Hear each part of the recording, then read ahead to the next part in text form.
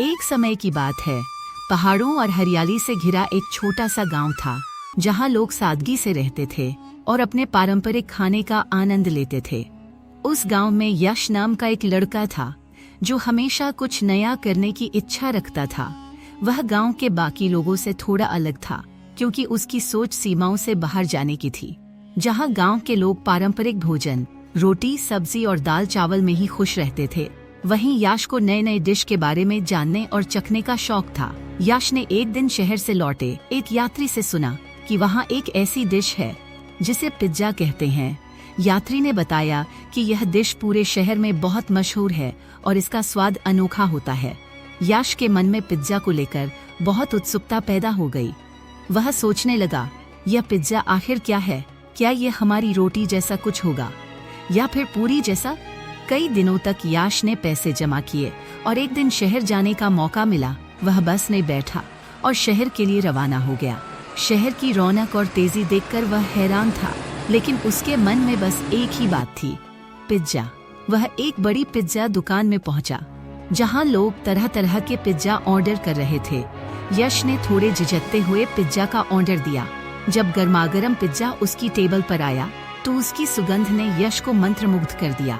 पनीर, टमाटर और सब्जियों से सजी वह डिश यश के लिए एक नया अनुभव थी। जैसे ही उसने पहला टुकड़ा खाया, उसकी आंखें चमक उठीं। वह स्वाद उसके लिए किसी जादू से कम नहीं था। उसे तुरंत ख्याल आया, मैं भी गांव में इस पिज्जा को बनाना सीखकर लोगों को खिलाऊंगा। उसने पिज्जा की दुकान के मालिक से बात की और उसे अपनी इच्छा बताई। दुकान के मालिक ने यश की लगन देखकर उसे पिज्जा बनाने की रेसिपी सिखाने का वादा किया। यश ने अगले कुछ दिन दुकान में ही बिताए। अब यश तैयार था अपने गांव लौटने के लिए, जहां वह अपने सपने को सच कर सकता है। गांव वापस लौटते ही यश ने अपने दोस्तों और परिवार वालों को अपनी योजना के बारे में बताया, लेकिन वे उसकी मजाक बनाने लगे। लेकिन यश ने हार नहीं मानी। उसने एक छोटे से ओवन का इंतजाम किया और पिज्जा बनाने की तैयारी में जुट गया। यश ने सब्जियों और मसालों से भरपूर पहला पिज्जा बनाया और गांव के बच्चों को बुलाया। बच्चे तो हमेशा ही नए नए खाने के शौकीन होते हैं और पिज्जा की सुगंध से उनकी उत्सुकता और बढ़ गई। जब उन्होंने पहला टुकड़ा खाया तो वे चौंक गए। उनके लिए यह एक अनोखा और मजेदार अनुभव था। उन्होंने यश की तारीफ की और अपने घर वालों को भी इसके बारे में बताया। धीरे धीरे गांव के बड़े लोग भी पिज्जा के स्वाद को आजमाने लगे।